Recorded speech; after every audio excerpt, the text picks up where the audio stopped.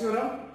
But Gauss theorem पढ़ने से पहले जो बेसिक रिक्वायरमेंट है, हमें जानना है what is area vector and what do you mean by electric flux, then we will study Gauss theorem. तो सबसे पहले हम लोग आते हैं एरिया वेक्टर। तो कुछ लोग कहते हैं सर अभी तक हमने पढ़ा है area is a scalar quantity, now how can we consider a area as a vector? Area scalar quantity है, उसी तरीके से जैसे डिस्टेंस स्केलर क्वांटिटी है, बट अगर मैं डिस्टेंस को डायरेक्शन दे दूं, डिस्टेंस को अगर डायरेक्शन दे दूं तो मैं कह सकता हूं वो वेक्टर क्वांटिटी है। तो इसी तरीके से अगर मैं एरिया को डायरेक्शन दे दूं तो मैं उसे एक वेक्टर क्वांटिटी की तरह मैं ट्रीट कर सकता हूं। फॉर एग्जाम्पल मैंने लिया, मेरे पास एक स्क्वायर है, सर्कल है, रेक्टेंगल है, कोई मेरे पास प्लेनर बॉडी है। इस प्लेनर बॉडी को एरिया की अगर हम बात करें, इस प्लेनर बॉडी का एरिया है let's say A, area A magnitude है इसका। अब मुझे इसे एक डायरेक्शन देनी है तो मैं इसे डायरेक्शन कैसे दूं? तो बाय कन्वेंशन हमने जो इस एरिया को डायरेक्शन देनी है वो हमने दी नॉर्मली आउटवर्ड्स या नॉर्मली इनवर्ड्स, मेरी मर्जी, चाहे तो मैं नॉर्मली आउटवर्ड्स दे दूं चाहे मैं नॉर्मली इनवर्ड्स दे दूं। तो ये जो डायरेक्शन होगी ये कहलाएगी एरिया वेक्टर। इसका मतलब इस एरिया की डायरेक्शन हो गई, ये डायरेक्शन को हम यूनिट वेक्टर से रिप्रेजेंट करते हैं एन कैप, और लेट्स से इसका एरिया वेक्टर था ए वेक्टर, तो मैं इस एन कैप को कहूंगा vector A upon its magnitude. तो unit vector is a vector which is used to specify the direction. तो यहां पर मैंने डायरेक्शन कैसे स्पेसिफाई करी, नॉर्मली आउटवर्ड्स या नॉर्मली इनवर्ड्स, और उसे मैं कैसे रिप्रेजेंट करूंगा, उसे मैं कैसे फाइंड आउट करूंगा, वेक्टर अपॉन इट्स मैग्नीट्यूड। ठीक। अब अगर मेरे पास कोई सॉलिड बॉडी है, 3D स्ट्रक्चर है, फॉर एग्जांपल मेरे पास क्यूब है, मेरे पास स्क्वायर क्यूब है, मेरे पास सिलेंडर है,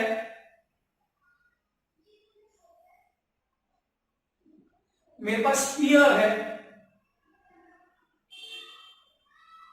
तो इस केस में मैं एरिया कैसे दूं, इस केस में मैं एरिया वेक्टर कैसे दूं?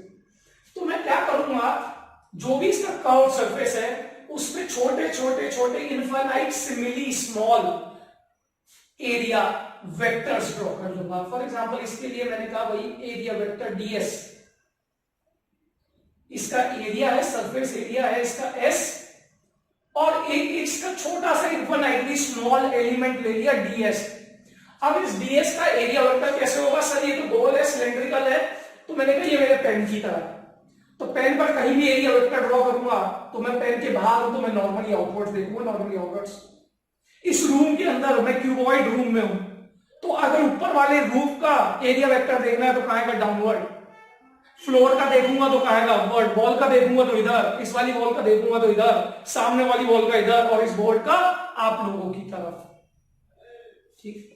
तो ये मेरा एरिया वेक्टर का कंसेप्ट है। यहां पर इस एरिया वेक्टर को बोला जाएगा रेडियली आउटवर्ड्स, हर पॉइंट पर रेडियली आउटवर्ड है, हर पॉइंट पर बाहर है, इसे मैंने कह दिया डीएस वेक्टर। और इसी तरीके से अगर इसका यूनिट वेक्टर निकालूंगा तो यूनिट वेक्टर क्या हो जाएगा, vector upon its magnitude.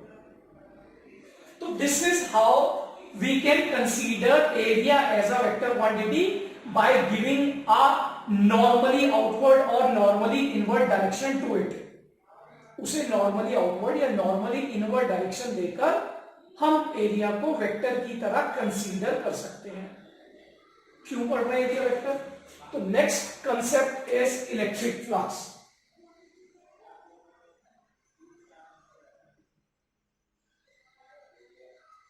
Electric flux is defined as the number of electric field lines passing through any area normally. तो इलेक्ट्रिक फ्लक्स क्या करता है? It measures the number of electric field lines passing through any area normally. किसी भी area में से normally कितनी lines pass हो रही है ये मेरे को मेजर करके देता है इलेक्ट्रिक फ्लक्स। ठीक। इलेक्ट्रिक फ्लक्स को कैसे समझे? इलेक्ट्रिक फ्लक्स को महाभारत से समझते हैं। महाभारत में अर्जुन थे और अर्जुन के सामने थे भीष्म। ठीक है, तो ये हमारे भीष्म, और ये सामने अर्जुन अपना तीर कमान लिए खड़ा है, इसने यहां से तीर चलाने। तो जब तीर चलाने हैं, जब भीष्म बिल्कुल उनके सामने खड़े थे, तो सबसे ज्यादा तीर कब लगेंगे? जब बिल्कुल स्ट्रेट वो ऐसे खड़े हैं उसके सामने, तो मैक्सिमम तीर अर्जुन के पास करेंगे भीष्म पितामह को, मैक्सिमम। पर अगर भीष्म पितामह बचना चाहे तो वो क्या करेंगे? अपनी बॉडी टिल्ट कर देंगे। ठीक है, तो इसकी ड्राइंग अगर मैं अच्छे से बना पाऊं तो थोड़ा सा उन्होंने अपनी बॉडी टिल्ट कर दी, तो जैसे बॉडी टिल्ट करी, गर्दन इधर उधर घुमाई, तो कुछ तीर बच गए। ठीक, और एक टाइम ऐसा आया कि भीष्म पितामह भैया नीचे लेट गए, और इस तरीके से। तो इस केस में क्या हुआ? कुछ तीर बच गए भाई, कुछ इधर निकल गए, कुछ इधर निकल गए, तो कुछ तीर इन्हें नहीं लगे। बट यहां पर अगर मैं देखूं तो एक भी तीर नहीं लगेगा, क्योंकि भीष्म पितामह कहां पर है? फ्लोर पर है। सिमिलरली इलेक्ट्रिक फील्ड लाइंस में भी ऐसे ही हो रहा है। सामने एक एरिया है, सामने एक एरिया है, और इसकी एरिया की ओरिएंटेशन, अगर आप इस एरिया की ओरिएंटेशन चेंज कर दें तो इस एरिया की ओरिएंटेशन चेंज होने से होगा क्या? कौन पास नहीं होंगी? Electric field lines. तो इलेक्ट्रिक फ्लक्स क्या मेजर कर रहा है? किसी भी एरिया में से कितनी इलेक्ट्रिक फील्ड लाइंस पास हो रही है।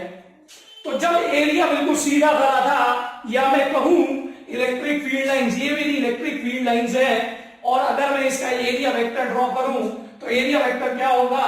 परपेंडिकुलरली, है ना, नॉर्मली आउटवर्ड्स या नॉर्मली इनवर्ड, जो भी आप बना जाए। तो नॉर्मली आउटवर्ड्स अगर मैंने इसका एरिया वेक्टर लिया तो दोनों की डायरेक्शन क्या है? सेम है।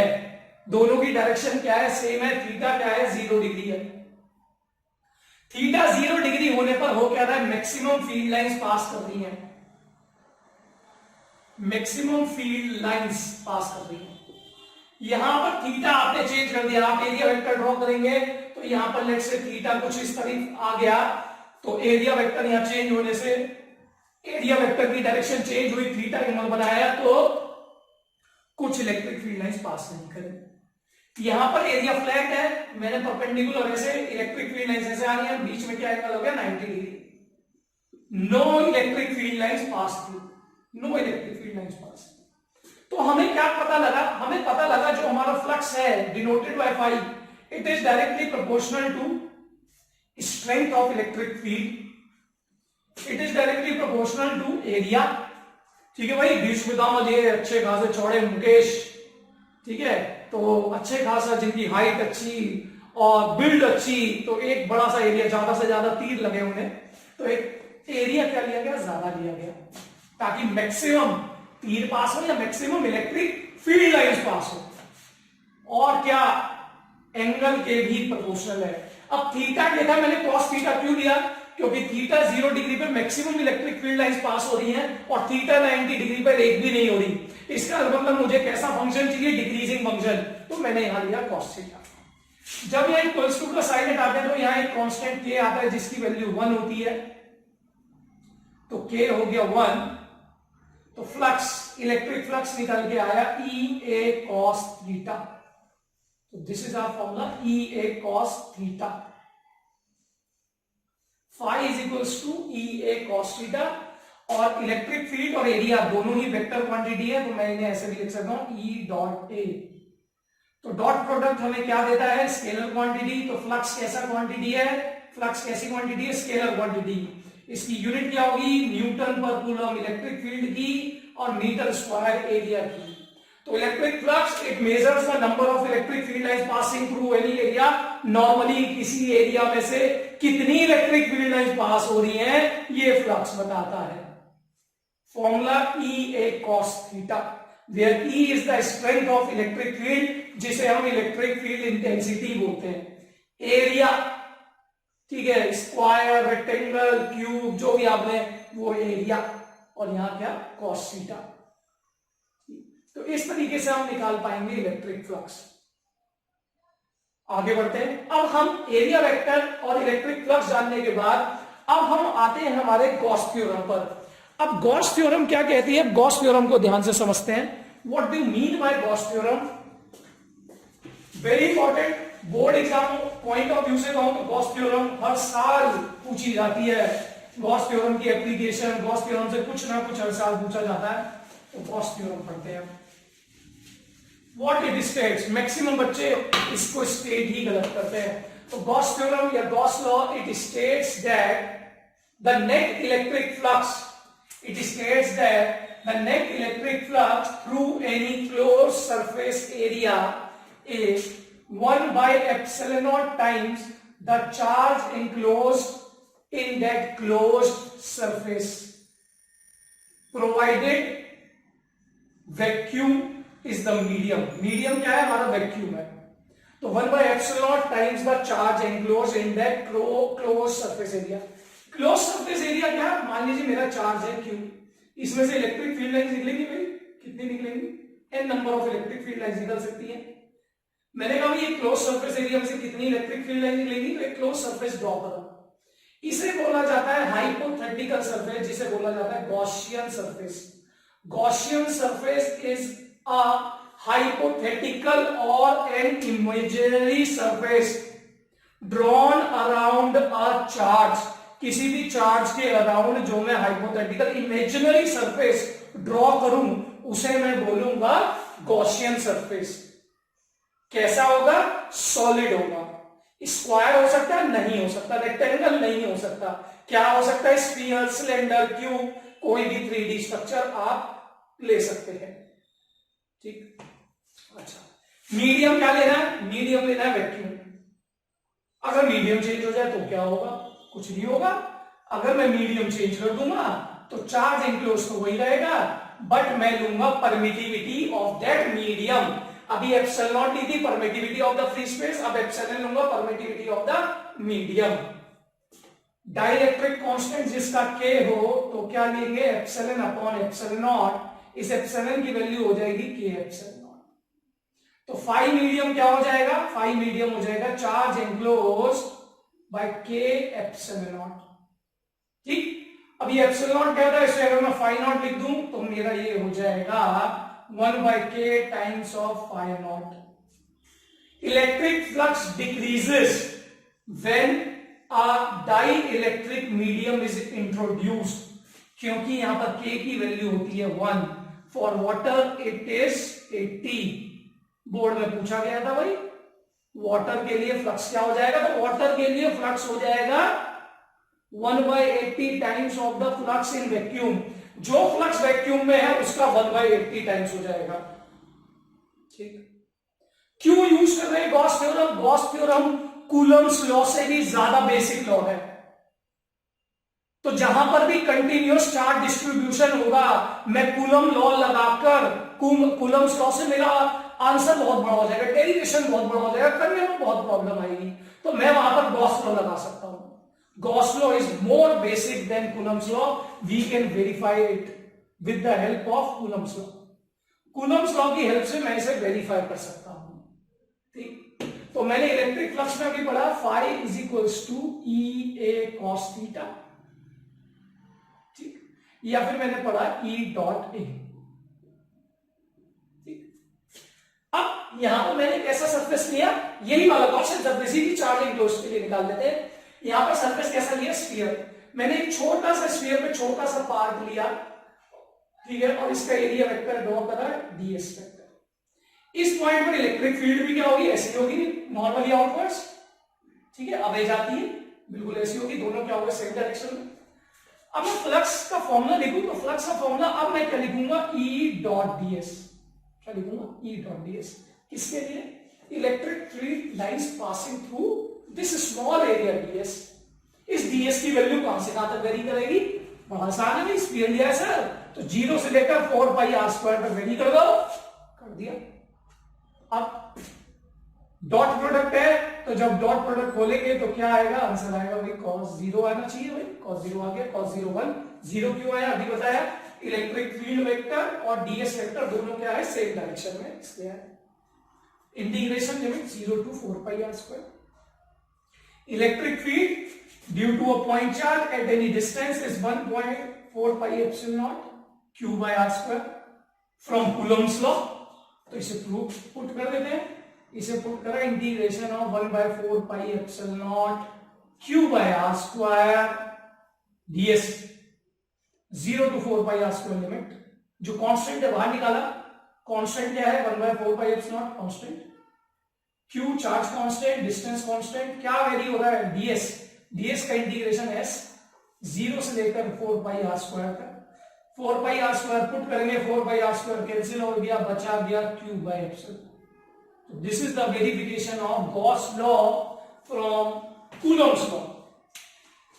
विद दिस गॉस लॉ, इस गॉस लॉ की हेल्प से आप क्या कर सकते हैं, इस गॉस लॉ की हेल्प से कोई सा भी कंटिन्यूअस चार्ज डिस्ट्रीब्यूशन हो, linear charge distribution, surface charge distribution, volume charge distribution, मैं कूलॉम्स लॉ नहीं लगाऊंगा। कूलॉम्स लॉ लगा के मैं 2 पेज 3 पेज का आंसर नहीं लिखूंगा। मैं कूलॉम्स लॉ की जगह मैं यहाँ गॉस लॉ यूज करूंगा और वो काम मैं 1 पेज में कर दूंगा। इसलिए मैं इलेक्ट्रिक फ्लक्स पढ़ रहा हूं। इस इलेक्ट्रिक फ्लक्स की हेल्प से मैं इलेक्ट्रिक फील्ड निकाल सकता हूं। ठीक है, ये जो गॉस थ्योरम है, यहां जो फ्लक्स की बात होगी ये हमेशा क्लोज सरफेस के लिए है। ओपन सरफेस कभी भी नहीं हो सकता, क्लोज सरफेस ही लेना है, जो आप गॉसियन सरफेस इमेजिन करेंगे। ये किस पर डिपेंड करता है, ये ओनली चार्ज एनक्लोज पर डिपेंड करता है। How much charge is enclose, flux only depends on the charge enclosed and the permittivity of the medium। इसके अलावा और किसी बात पर डिपेंड नहीं करेगा, permittivity of the medium। जल्दी से एक क्वेश्चन की हेल्प से समझ लेते हैं जो बोर्ड्स में आया था कभी। मेरे पास एक सरफेस है S1 और मेरे पास दूसरा सरफेस है S2 और लेट्स से एक और सरफेस भी बना दिया मैंने जो बोर्ड के एग्जाम में नहीं था, S3। यहां पर चार्ज दिया S1 में Q और S2 में दिया 2Q। ठीक, अब क्वेश्चन पूछा गया था find the ratio of flux through S1 by flux through S2। तो अगर S1 में फ्लक्स देखूं तो क्या होगा, चार्ज, और वैक्यूम अगर मैंने कहा तो vacuum Q by epsilon. S2 में कितना फ्लक्स होगा, S2 में फ्लक्स कितना, 2Q plus Q। Net charge enclose, S2 के अंदर कितना नेट चार्ज है भाई, 3Q डिवाइड बाय एप्सिलॉन। तो कितना आ गया 1/3। तो यहां पर रेशो आ गया 1/3। इसका मतलब 5s1 by 5s2 इज 3, 1/3। अगर मैं कहूं what is the flux through S3, flux through S3, question में आपको डराने के लिए कह सकता है भाई अभी रेडियस R1 थी, अब रेडियस ये 2R1 और ये रेडियस 3R1 है, बताओ 5s3 क्या होगा। तो मैं कहूंगा कुछ नहीं भाई, कोई चेंज नहीं आएगा। 5s3 क्या होगा, नेट चार्ज कितना एनक्लोज्ड है, 2Q plus Q 3Q divide by epsilon. ये मेरा आंसर होगा। आंसर में क्यों नहीं चेंज हुआ, क्योंकि electric flux does not depend on the size of the Gaussian surface. Does not depend, भाई बहुत बार ये पूछा जाता है हमें कंफ्यूज करने के लिए। It does not depend on the size of Gaussian surface, does not depend on the size of Gaussian surface। फिर सर किस पे करता है, चार्ज एनक्लोज्ड पे करता है, परमिटिविटी ऑफ द मीडियम पे करता है। परमिटिविटी ऑफ द मीडियम पे कैसे करता है, एक और पार्ट कर लेते हैं भाई। मैंने इसमें सर मैं क्या करा, एक डाइलेक्ट्रिक मीडियम इंट्रोड्यूस कर दिया जिसका डाइलेक्ट्रिक कांस्टेंट है 5। अब बताओ फ्लक्स थ्रू S1 क्या होगा, सर चार्ज Q है और 5 epsilon not, 5 epsilon Q। Sir आपने तो बताया ये रहा formula, 1/k times of charge enclosed by epsilon not, तो 1/5 टाइम्स हो जाएगा, डिक्रीज हो जाएगा। तो बच्चों this is about Gauss theorem. Next मैं इंतजार करूंगा आपकी कमेंट्स का, आप क्या कर पढ़ना पसंद करोगे। मैं एप्लीकेशंस ऑफ गॉस थ्योरम के साथ वापस आऊंगा। Thank you, thanks for watching me. Do like and subscribe my channel.